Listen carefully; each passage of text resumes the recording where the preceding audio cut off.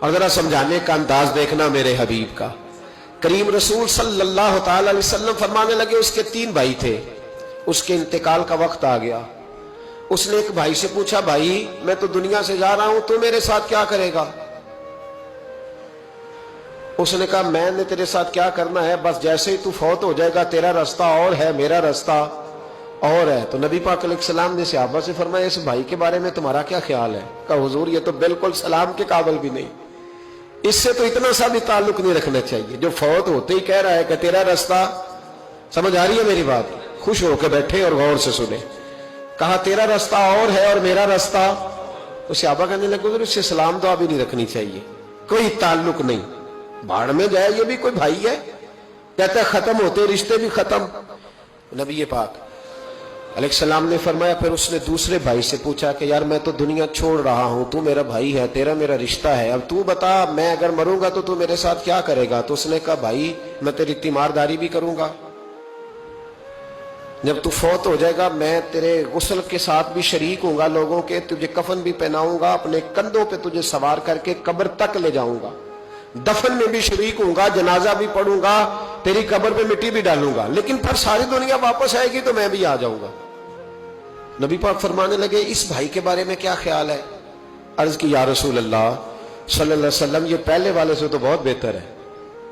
پہلے والے سے تو بہت بہتر ہے، تیمارداری بھی کر رہا ہے، غسل کفن بھی کر رہا ہے، جنازے میں بھی شریک ہو رہا ہے، جنازے کو کندھا بھی دے رہا ہے، دفن میں بھی شریک ہے۔ حضور فرمانے لگے اب اس نے تیسرے سے پوچھا کہ میں اگر دنیا سے جاؤں گا تو میرے ساتھ کیا کرے گا؟ اس نے کہا میں جب تیری جان نکلنے کا وقت آئے گا تو تیری آسانی کے لیے تیرے سرانے کھڑا ہو جاؤں گا، اور جب تیری روح پرواز کرے گی تو میں قبر تک بھی تیرے ساتھ جاؤں گا، لوگ دفن کر کے آئیں گے، میں قبر کے اندر بھی جاؤں گا، اور جب پل صراط پہ تو گزرنے لگے گا اس وقت بھی میں تجھے حفاظت سے گزارنے کی کوشش کروں گا، اور جب میزان عمل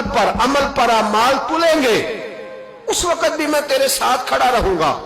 اور تیری سفارش کروں گا تاکہ تو صحیح طریقے سے اعمال تل جائے۔ اور وہ بھائی کہنے لگا میرے بھائی جب تجھے شدید پیاس لگے گی تو تیرے لیے پانی کا بندوبست کرنے کی کوشش کروں گا، تو میرا بھائی ہے، میں تجھے تنہا نہیں چھوڑوں گا، اتنی دیر تیرے ساتھ رہوں گا جب تک تو جنت میں داخل نہیں ہو جاتا۔ تو میرے حبیب پاک علیہ السلام نے اب صحابہ سے پوچھا، حضور فرمانے لگے اس بھائی کے بارے میں تمہارا کیا خیال ہے؟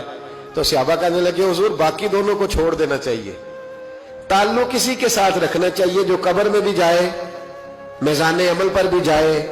میدان محشر میں بھی ساتھ جائے، پل صراط پہ بھی ساتھ جائے، جنت میں داخلے کے وقت بھی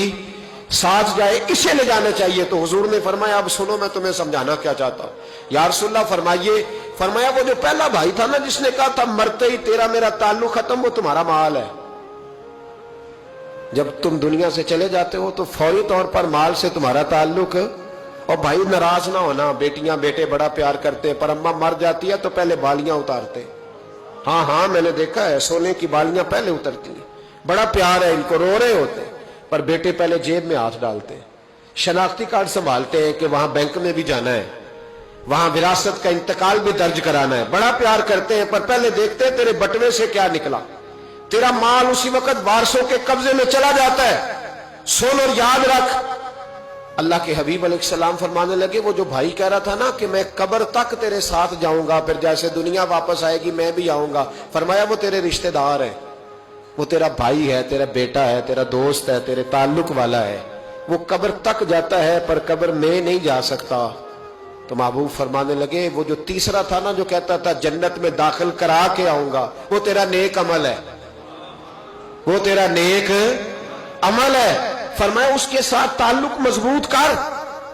وہ تیرے دکھوں کا ساتھی، تیری پیاس کا ساتھی، تیری پریشانی کا ساتھی، تیرے پل صراط کا ساتھی، تیرا چھوٹا عمل بھی، چھوٹے سے چھوٹا عمل بھی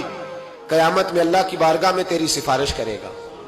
اور کہے گا یا اللہ اس نے نماز پڑھی تھی اسے جنت میں داخل کر دے، اس نے روزہ رکھا تھا اسے جنت میں بھیج دے۔ تو محبوب فرمانے لگے اس سے تعلق مضبوط کر جو تیرا پل صراط کا بھی دوست ہے، یہ مال کا تو لالچ کرتا ہے، حالانکہ تیرے مرتے ہی مال تو کسی اور کا ہو جائے گا،